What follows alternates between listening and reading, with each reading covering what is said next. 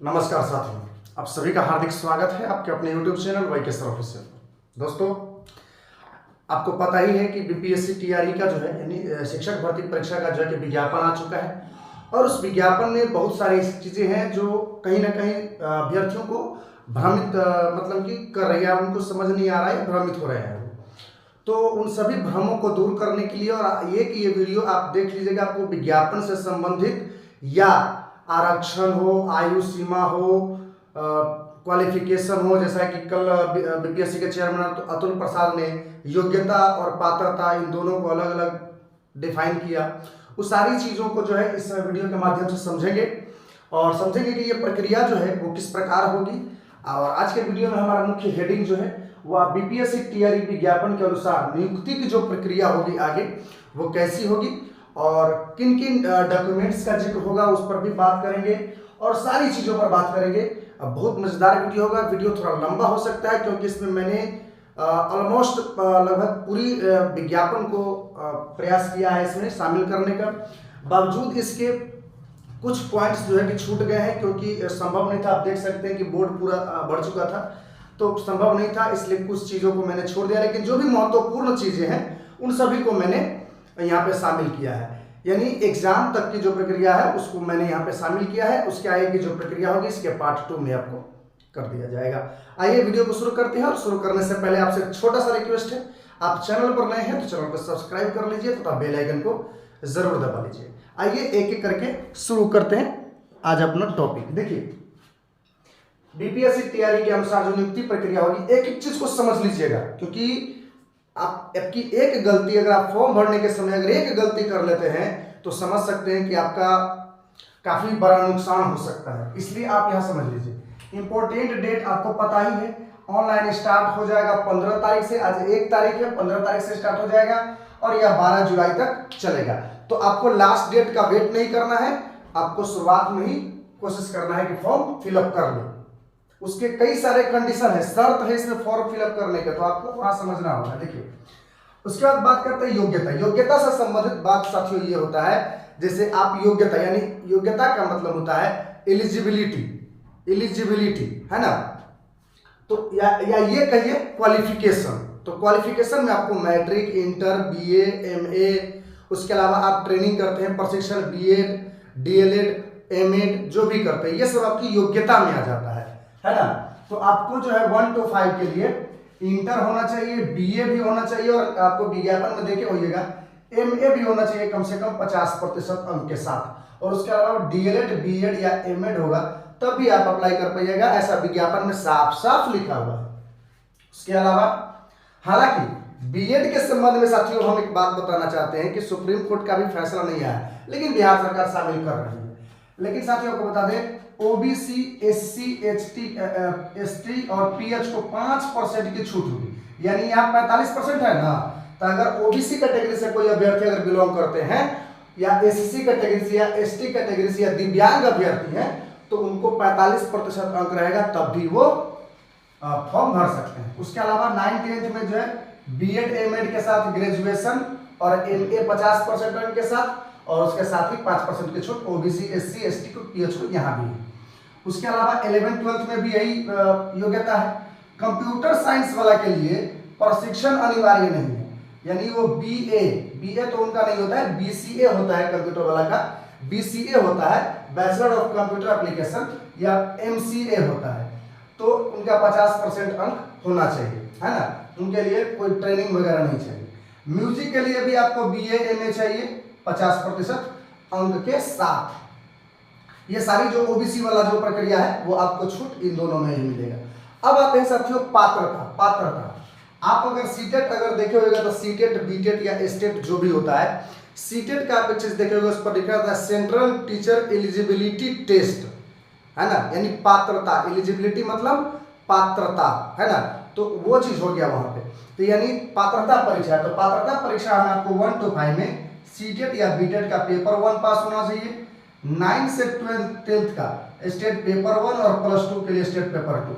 यहाँ साथियों एक बहुत बड़ा कंफ्यूजन है, मैं उस कंफ्यूजन को आपको दूर करना चाहता हूँ। जो ये योग्यता है, ये योग्यता matric, inter, BA, MA, graduation, DElEd, BEd, ये सारी चीज के लिए शर्त ये रखा गया है, इसका कट ऑफ डेट जो रखा गया है वो 31/8/2023 रखा गया है। तब जो है आपका परीक्षा जो है वो संपन्न हो जाना चाहिए, परीक्षा हो जाना चाहिए आपका, कम से कम परीक्षा क्या हो जाना चाहिए, हो जाना चाहिए। कब तक? 31/8/2023 तक।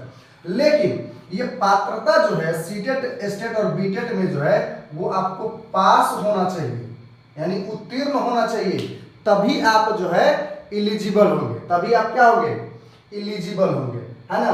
पास हो जाना चाहिए। और इसका भी डेट कब तक है? इसका भी डेट है साथियों, इसका डेट 12 तारीख से पहले का होना चाहिए, है ना, 12 तारीख से पहले का होना चाहिए।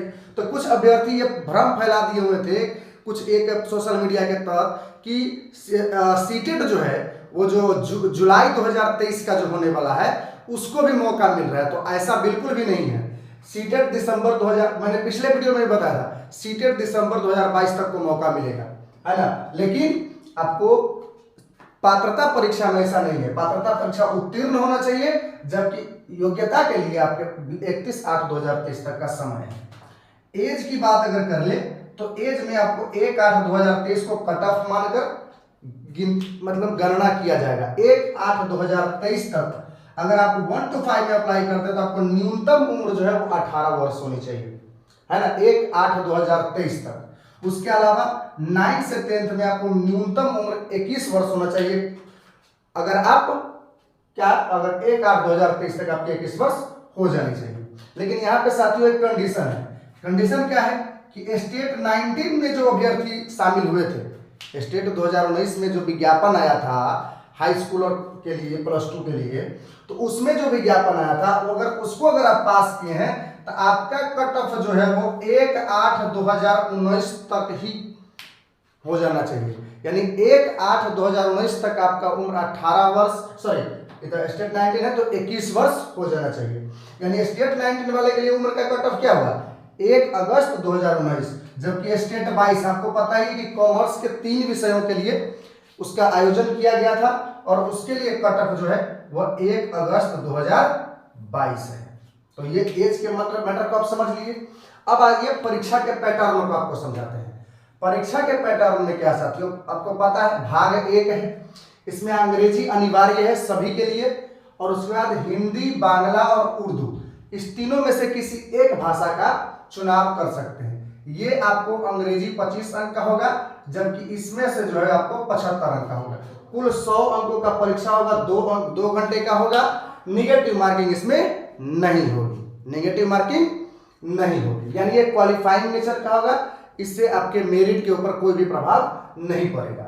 उसके अलावा भाग 2 होगा, भाग 2 होगा, एक होगा 1 to 5 के लिए मेन पेपर जिसको हम कह सकते हैं, उसमें सामान्य अध्ययन के प्रश्न पूछे जाएंगे। अब कौन कौन से टॉपिक से प्रश्न पूछे जाएंगे वो आपको तो पता ही है, मोटा मोटी हम बता देते हैं। आपको सामान्य अध्ययन से आपको जो है कि इतिहास रहेगा, भूगोल रहेगा, उसके अलावा जो है कि आपको भारतीय स्वतंत्रता आंदोलन है, पर्यावरण है, करेंट अफेयर्स है, ये सारी चीजें उसमें है। वहाँ की मैथ और रीजनिंग भी है उसमें। तो 120 प्रश्न आपको मेन पेपर में 2 घंटे में होगा, जबकि उसमें निगेटिव मार्किंग आपको रहेगी। निगेटिव मार्किंग के संबंध में मैंने पहले भी बताया कि अगर 4 ऑप्शन होगा तो 1/3 होगा, माने 1/3 होगा, और जबकि अगर 5 ऑप्शन होते हैं तो 1/4 होगा निगेटिव मार्किंग। तो ये हो गया 1 to 5 के लिए 120 अंकों का जो है 120 मिनट 120 क्वेश्चन है, प्रत्येक क्वेश्चन के लिए आपको 1 मिनट का समय मिलेगा।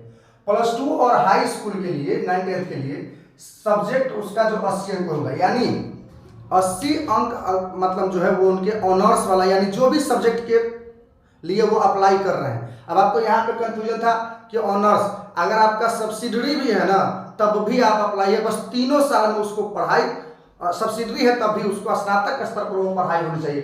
पता है सब्सिडी तो पूरा होता नहीं है, क्योंकि लास्ट पेपर में तो जीएस हो जाता है, तो वो नहीं होता है, तो स्नातक स्तर पर पास आप होने चाहिए। उस सब्जेक्ट से आपको 80 अंक पूछे जाएंगे, 80 अंक के प्रश्न, जबकि आपको सामान्य अध्ययन के 40 अंक पूछे जाएंगे, जैसा कि मैंने आपको फर्स्ट पेपर में बताया था। तो इस तरीके से 4 दिन तक एग्जाम चलेगा। आपको पता ही है 19, 20, 26 और 27 को एग्जाम चलेगा।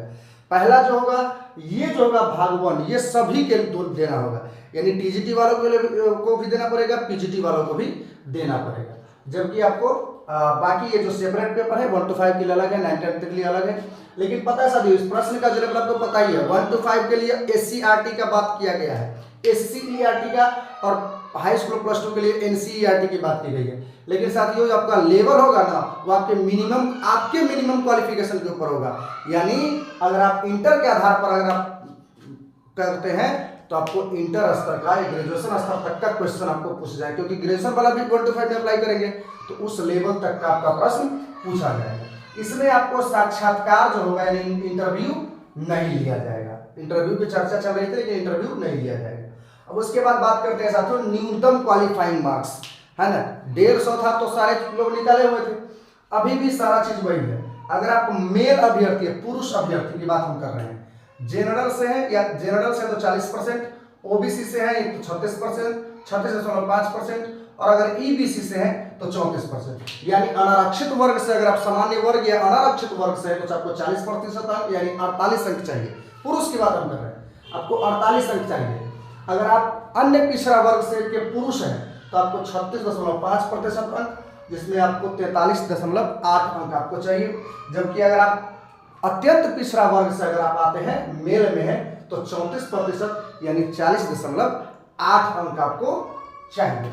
उसके अलावा SC ST PH और किसी भी वर्ग की महिला, आप समझ लीजिएगा बात को, उसको 32% अंक चाहिए, जो 38.4 अंक होता है। इतना नंबर लाने से आप एग्जाम पास कर जाएंगे, आपकी नौकरी होगी नहीं होगी वो मेरिट के ऊपर डिपेंड करेगा। अब यहाँ साथियों एक सबसे बड़ी जो खबर है वो ये है इस नियमावली में कि ऑनलाइन करते समय 3 जिला का आपको ऑप्शन घटते क्रम में चुनना पड़ेगा कि नंबर 1 पर कौन है, नंबर 2 पर, जैसे हम हैं तो मान लीजिए हम नंबर 1 पर, हम चूंकि सीतामढ़ी से हैं तो सीतामढ़ी चुनेंगे, नंबर 2 पर जो है हम चुनेंगे मुजफ्फरपुर को, नंबर 3 पर हम चुनेंगे दरभंगा को। तो इस तरीके से आपको नंबर चुनना पड़ेगा। आपके मेरिट लिस्ट के अनुसार आपको फर्स्ट जिला में मिल जाता है तो बहुत बढ़िया बात है, उसके बाद सेकेंड जिला में, उसके बाद थर्ड जिला में मिलेगा। लेकिन अगर किन्हीं कारणों से अगर आपको तीनों जिला में से किसी भी जिला में मौका नहीं मिलता है तो नोट आप यहां पढ़ लीजिए, मेधा सूची के अनुसार रिक्त पद वाला जिला मिलेगा। यानी अगर आपका मेधा सूची अन्य कोई जिला है, जैसे कि मान लीजिए हम समस्तीपुर जिला ले लेते हैं, तो समस्तीपुर जिला में अगर आपके मेधा सूची के अनुसार अगर वहां सीट अगर आपका बन रहा है तो लास्ट में आपको वहां पे भी वैकेंसी सीट दे दिया जाएगा। तो ये एक अच्छा पहल है सरकार के द्वारा। लेकिन हालांकि 3 जिला ये थोड़ा कम है, 3 जिला नहीं होना चाहिए, थोड़ा ज्यादा होना चाहिए था। तो इसके आधार पर हम ये कह सकते हैं कि वेटिंग लिस्ट जो है वो आना चाहिए। अब देखिए आता है नहीं आता है वो नहीं पता, लेकिन वेटिंग लिस्ट इतनी बड़ी बहाली है तो वेटिंग लिस्ट तो आना ही चाहिए। हालांकि वेटिंग लिस्ट आने के संबंध में एक और विपक्ष में तर्क ये है कि सरकार पहले से ही एक ही पद पर समायोजित करते हुए लाएगी। तो ये आप समझ गए। अब 1 to 5 में आरक्षण की अगर हम बात करें तो महिलाओं के लिए फ्लैट 50% आरक्षण मिलेगा। लेकिन साथियों यहाँ पे एक चीज की जो मांग शिक्षक अभ्यर्थियों को पहले से थी कि रिक्त महिला के पदों पर पुरुष अभ्यर्थियों को, उसी कोटि के पुरुष अभ्यर्थियों को मौका दिया जाए, तो इसमें ऐसा विज्ञापन में कुछ भी नहीं दिया हुआ है। उसके बाद 9 to 10 और 11 12 के लिए महिलाओं को 35% का आरक्षण, यानी महिलाओं को प्राथमिक विद्यालय में 50% का आरक्षण और हाई स्कूल और प्लस 2 में 35% का आरक्षण मिला है। अगर आप स्वतंत्रता सेनानी के अगर आप जैसे पोता है, पोती है, नाती है, नतनी है, तो आपको 2% का आरक्षण एक्स्ट्रा आपको मिलेगा आपके कैटेगरी के बाद, है ना। यानी अगर आप मान लीजिए ओबीसी कैटेगरी से आते हैं, तो आपको तो यहाँ ऑलरेडी 36.5% जो सारे चीज का 2% एक्स्ट्रा आपको आरक्षण मिलेगा। किसके लिए? स्वतंत्रता सेनानी के पोता, पोती, नाती और नतनी को। लेकिन उसके लिए शर्त क्या है? स्वतंत्रता सेनानी को केंद्र द्वारा पेंशन स्वीकृत किया गया हो। यानी वैसे स्वतंत्रता सेनानी जिनको केंद्र के द्वारा यानी सेंट्रल गवर्नमेंट के द्वारा पेंशन मिलता है, वैसे या स्वीकृत हो, मतलब आप हो सकता है वो जीवित भी ना हो, लेकिन अगर स्वीकृत है तो उसका सर्टिफिकेट होगा ना आपके पास, तो उसके आधार पर आपको 2% आरक्षण मिलेगा। ईडब्ल्यूएस को 10% आरक्षण मिलेगा, लेकिन उसका शर्त क्या है? आपको आय एवं परिसंपत्ति प्रमाण पत्र या कहिए कि ईडब्ल्यूएस सर्टिफिकेट आपको देना पड़ेगा। आपके पास अगर ईडब्ल्यूएस सर्टिफिकेट है, इसकी भी वैलिडिटी है, आप समझ लीजिए, इसकी भी वैलिडिटी है। ऐसा नहीं कि कभी का बना कर दे दीजिएगा।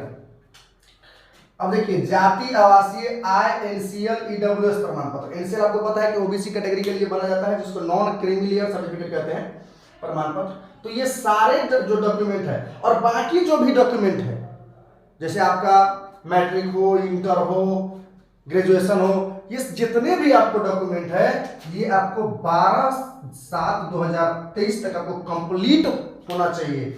यानी अगर आप 12 तारीख तक तो फॉर्म ही भराएगा, तो 12 तारीख तक का आपको जाति आवासीय आय, इससे पहले तक का है तो और ज्यादा बढ़िया है, ये सब चाहिए आपको 12/7/2023 से पहले तक का चाहिए, है ना।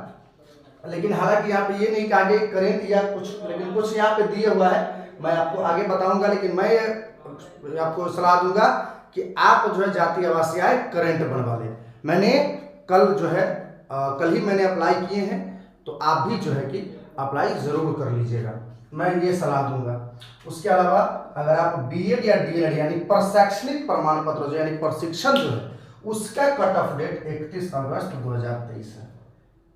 प्रशैक्षणिक का यानी प्रशिक्षण जो आप कर रहे हैं, डीएलएड या बीएड जो कर रहे हैं, तो उसके लिए आपके पास 31 अगस्त तक का समय है, क्लियर होना चाहिए एग्जाम। जबकि आपका ये कट ऑफ वगैरह जो है बाकी सर्टिफिकेट का यानी प्रशिक्षण के अलावा बाकी सभी सर्टिफिकेट का कट ऑफ डेट 12/7/2023 तक का। अब आगे आते हैं कि डॉक्यूमेंट कौन कौन सा लगेगा। हम जानते हैं वीडियो थोड़ा सा लंबा हो रहा है, लेकिन साथियों जानकारी भी बहुत ज्यादा है, तो आप जरूर देखिए इसको पूरा अंत तक।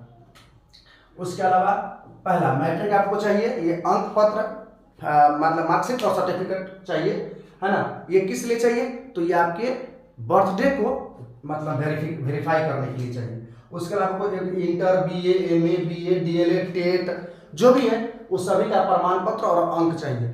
सर्टिफिकेट न होने की स्थिति में आप औपबंधिक प्रमाण पत्र यानी जिसको प्रोविजनल सर्टिफिकेट कहते हैं आप लगा सकते हो। वैसे मेरा सलाह है कि अभी कुछ दिन समय बचा हुआ है, आप अपना सर्टिफिकेट ही मंगवा लीजिए, है ना, अगर संभव है तो ये सारी चीजों का आपको सर्टिफिकेट और आनी चाहिए। उसके बाद आपको रेसिडेंशियल सर्टिफिकेट चाहिए, चूंकि डोमिसाइल लागू है तो आवासीय प्रमाण पत्र भी आपको लगेगा। ओबीसी एनसीएल करेंट चाहिए, लेकिन अगर एक साल अगर आपका मान लीजिए कि ओबीसी को बनाने के लिए 24 दिन का समय लगता है। मैंने कल अप्लाई किया, मेरे पास पहले से भी था, लेकिन मैंने कल अप्लाई किया तो उसका 24 तारीख को मतलब कि 21 तारीख को वो देगा, है ना, 21 तारीख को, सॉरी 21 नहीं 24 तारीख को वो देगा, है ना। लेकिन आप उतना दिन तो नहीं ना वेट कर सकते, लेकिन अगर आपको पहले से अगर एनसीएल है तो आपको जो है आपको घोषणा पत्र उसमें देना पड़ेगा। अगर करेंट का है तो घोषणा पत्र नहीं देना होगा, लेकिन अगर एक साल पहले का है तो करेंट घोषणा पत्र देना पड़ेगा। उसके अलावा एससी एसटी जातीय, अगर आप एससी एसटी समुदाय से आते हैं तो आपको जातीय आवासीय प्रमाण पत्र चाहिए। उसे जातीय आवासीय प्रमाण पत्र हमको लगता है कि सभी लोग जो है कि बनवा ही लेंगे तो ज्यादा बढ़िया रहेगा। ईडब्ल्यूएस सर्टिफिकेट, है ना। उसके बाद आपको दिव्यांगता प्रमाण पत्र, अगर आप दिव्यांग अभ्यर्थी हो तो आपको दिव्यांगता प्रमाण पत्र चाहिए।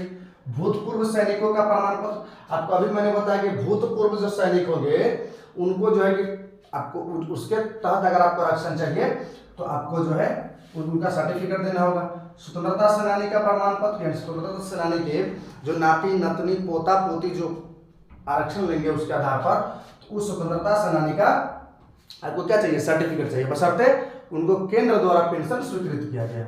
उसके अलावा आधार कार्ड या कोई भी एक फोटो युक्त पहचान पत्र होना चाहिए। उसके अलावा 2 फोटो आपको करेंट का होना चाहिए, यानी हाल ही में खींचा हुआ 2 फोटो होना चाहिए। अब उसके बाद बात कर लेते हैं साथियों शुल्क का, फी कितना लगेगा। तो अगर आप जनरल, ओबीसी, ईबीसी के अगर पुरुष अभ्यर्थी हैं तो आपको 750 रुपये लगेंगे पुरुष अभ्यर्थी को। अगर आप एससी एसटी पीएच और महिला अभ्यर्थी, किसी भी वर्ग की महिला अभ्यर्थी हैं तो आपको 200 रुपये लगेंगे इस फॉर्म को फिलअप करने के लिए। नोट में आप देख लीजिएगा यहाँ पे आधार कार्ड के अलावा कोई और प्रमाण पत्र अगर देते हैं आप, जैसे आप पहचान, जैसे कि आप पैन कार्ड दे दिए, ड्राइविंग लाइसेंस दे दिए, अगर ये सब दे देते हैं तो आपको बायोमेट्रिक वेरिफिकेशन के लिए 200 रुपया अधिक चार्ज देना होगा, है ना, क्योंकि सभी कैंडिडेट का वहाँ बायोमेट्रिक वेरिफिकेशन होगा तो उसको आपको एक्स्ट्रा देना पड़ेगा। लेकिन अगर आप आधार कार्ड देते हैं तो आपको 200 रुपया अधिक नहीं लगेगा। लेकिन अगर आप कोई और प्रमाण पत्र अगर देते हैं तो आपको 200 रुपये का अधिक चार्ज लगेगा। साथियों, तो इस प्रकार मैंने इस वीडियो में पूरी महत्वपूर्ण जानकारी को शामिल करने का प्रयास किया है। अगर इसमें आपको कहीं से कोई थोड़ा बहुत गलती अगर उससे नहीं होना चाहिए, लेकिन अगर थोड़ा बहुत गलती अगर होता है तो आप एडजस्ट करेंगे और हमें उसको कमेंट के माध्यम से उसकी सही जानकारी पूछ लेंगे। वैसे पूरी जानकारी फैक्ट है, क्योंकि मैंने विज्ञापन से जो है पूरा, और विज्ञापन का जो है पूरा पीडीएफ साथियों डिस्क्रिप्शन में टेलीग्राम का लिंक दिया है, और वहां से जाके आप पूरी विज्ञापन को किस जिला में कितनी वैकेंसी है, सारी चीजों को मैंने अपलोड कर रखा है, वहां पर आप जाके उसको देख सकते हैं। तो ये वीडियो आपको कैसा लगा, और इस विज्ञापन या आवेदन से संबंधित कोई और भी जानकारी अगर आपको परेशान कर रही है तो आप उसे भी हमें कमेंट के माध्यम से पूछ लीजिएगा। मिलते हैं अगले वीडियो में, देखते रहिए वाई के सर ऑफिशियल। जय हिंद, वंदे मातरम।